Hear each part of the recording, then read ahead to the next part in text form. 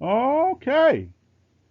Good evening, good morning, good afternoon, good after wherever you are.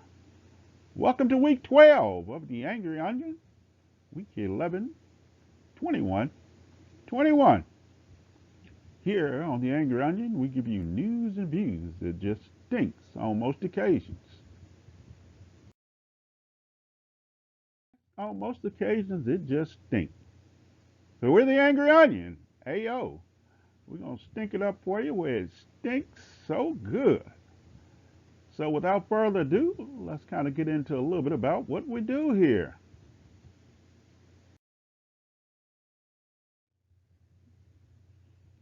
Our goal is to give you a short, different side of some of the unique stories from around the world of news, weather, sports, or something that's just crazy. Most of it will stink, but guess what? I'm an onion and I stink. If you think it stinks, you definitely can talk about it in the comment section by yourself or with others. However, remember, I am an onion and I stink. So whatever I do is bound to stink. And as an onion, I don't have logic. So if you get upset, then all I can say is you're getting upset with an onion. And an onion doesn't have a brain or feelings. Each week, we will also have an onion breath stinker of the week. You can also nominate someone to be the onion breath stinker of the week. Each week, we will have a unique question or topic for you to ponder and discuss. More than likely, it will stink also. Without further ado, let's roll right ahead. Okay, let's kick it off with our news on the Angry Onion. And when I tell you, sometimes news just stinks. Literally, this news story stinks. Farting. No courtesy flush led to jail attack. A Florida inmate charged with assaulting his roommate told cops that the victim farts too much, stinking up the cell, and fails to give courtesy flush after using the shared toilet, according to an arrest report. Investigators allege that Christopher Callan, 33, pummeled Amado Dominguez Quevedo, 57, during a confrontation Thursday night inside their cell at the Monroe County Detention Center in Key West. These are these two fine young gentlemen right next to us here on the page. Mr. Christopher Callan at the top and Mr. Armando at the bottom. Callan has been jailed since his arrest in late September for failing to register as a sex offender with Florida officials. He was convicted of sex offense in Colorado in 2012.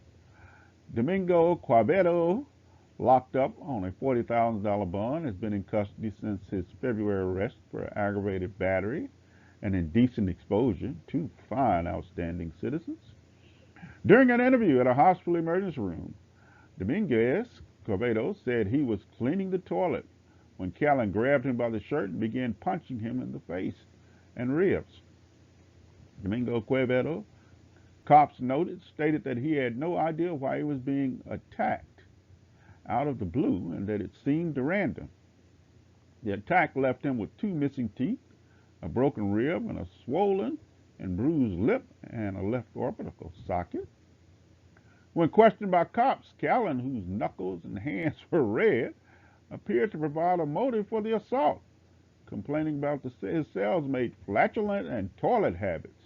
He also complained that he speaks weird languages, according to the arrest report. Callan was charged yesterday with aggravated battery by an inmate, felony for which he is scheduled to be arraigned on November the 19th, which has passed. A judge has ordered Callan to have no contact with Mr. Quevedo. Now, there's not even any commentary to make on this. It stinks. It stinks. It just plain stinks. And that's what the Angry Onion is about. Bringing you news and views that just plain old stink.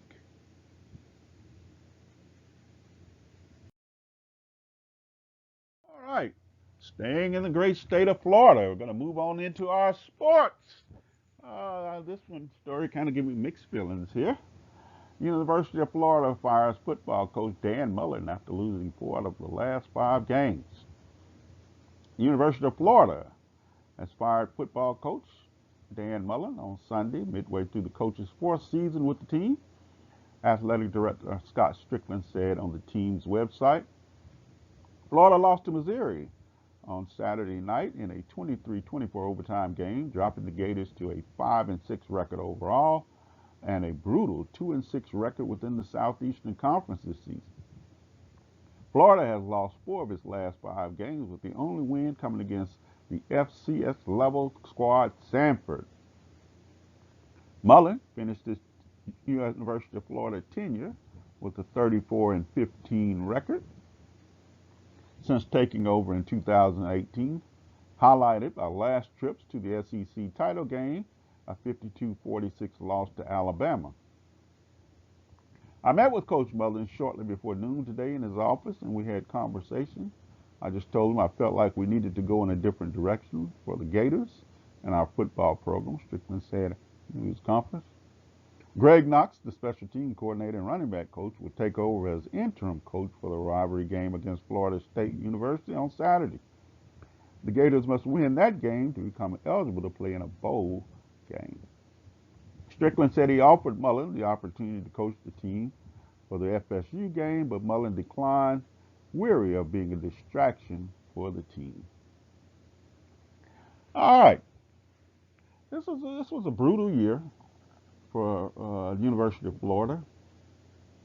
I think that loss to the University of Alabama was a tough loss, and I think that was a turning point to this season. They could have won that game. It was almost a 2-point conversion from upsetting the Crimson Tide. But Dan Mullen is a heck of a coach. Now, I repeat that. Dan Mullen is a heck of a coach. So in 4 years, there are 34-15. So that means he's averaging,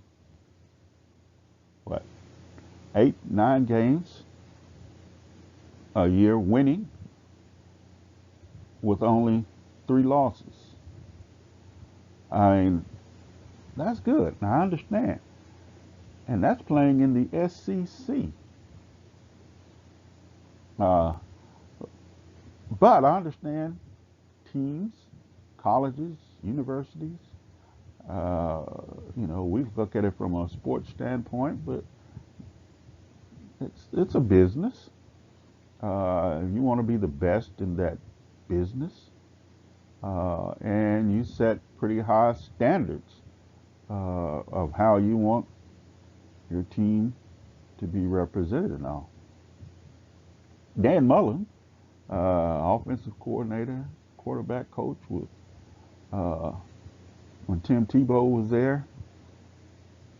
I mean, they won national championships.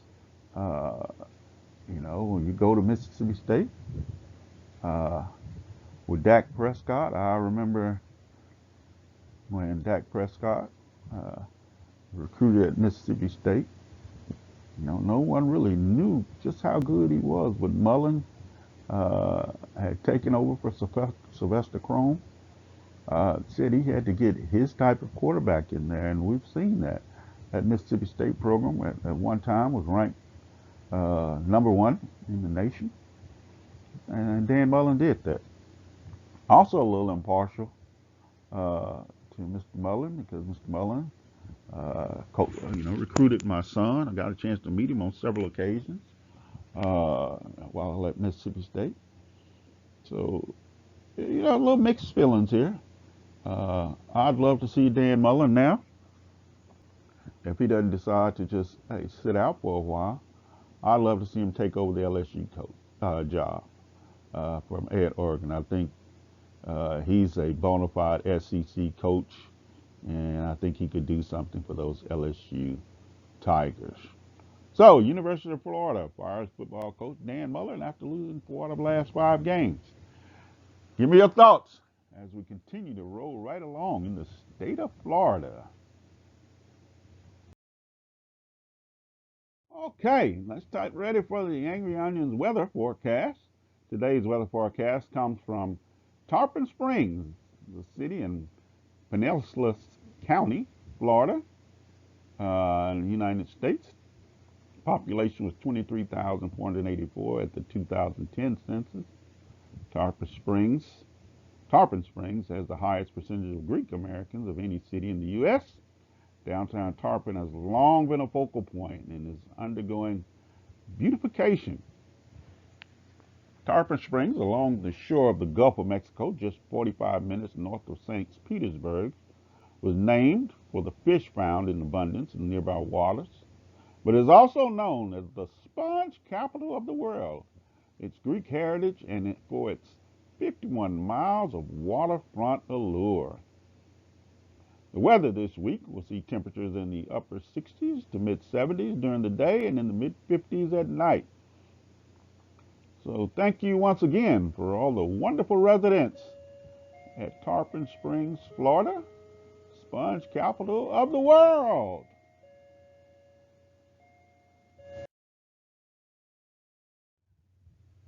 Oh, okay, we're going to continue our journey through the great state of Florida. This week's onion breath stinker goes to Lionel Riviero of Miami, Florida. Mr. Riviero decided to fraud, steal, I best I say wire fraud, steal, deceive the great country of the United States. How did he do this? Mr. Rivero decided to take advantage of the COVID uh, pay protection loan program, and he wanted to, get some money to help him with his cause. Now he is a tax provider, so he knows how to get these things done, but he decided to get a little greedy with it. We're not talking about one loan. We're not talking about two loans. We're not talking about five loans. We're not talking about 10 loans. Not even 30 loans, which would be just crazy. Mr. Rivero tried to get over 100 different loans. So he was looking for a fast track on how to become a millionaire, I take it, through this process. But now he's gotten busted.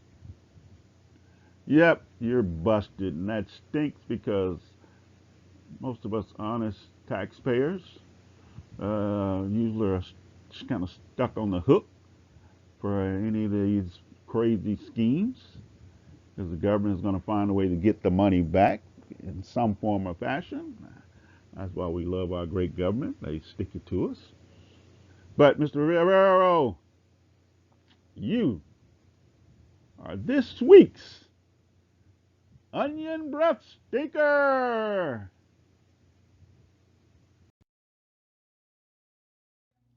All right. So if you believe you have an onion breath stinker and you'd like to nominate someone, please do that. Just shoot us an email at rodtv65@gmail.com. Let us know why you're nominating that person, and we'll try to get them there. You don't have to send us a picture. You just let us know that they stink. And guess what? Others may say they stink. Others may say, well, this whole process stinks. But guess what? I'm an onion, and I'm supposed to stink. All right? Okay. Let's move on. Okay. So let's get on to this week's stinker question of the week.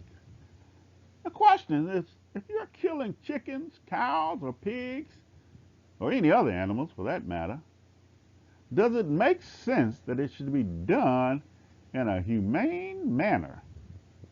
Hmm.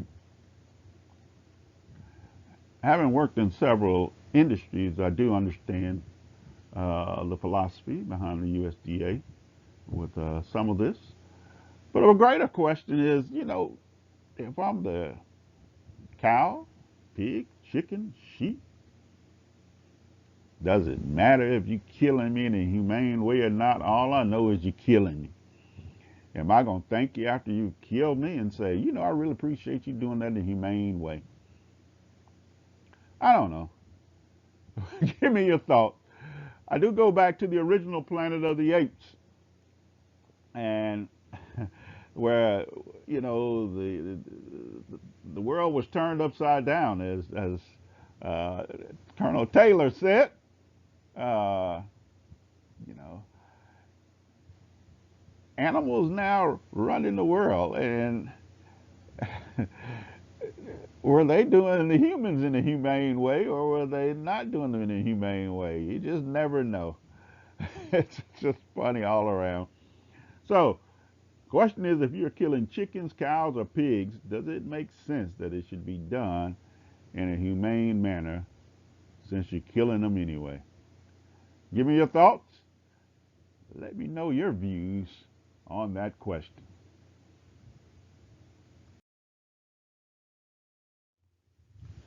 Well, once again, thank you for listening to and tuning in to the show, The Angry Onion.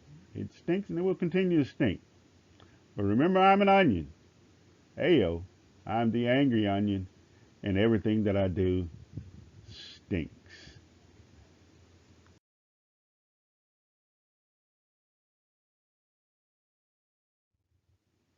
Thank you to The Angry Onion, which is a production of Rod TV 65, where reality meets the public. Rod TV 65 is a production of BBB2M Media.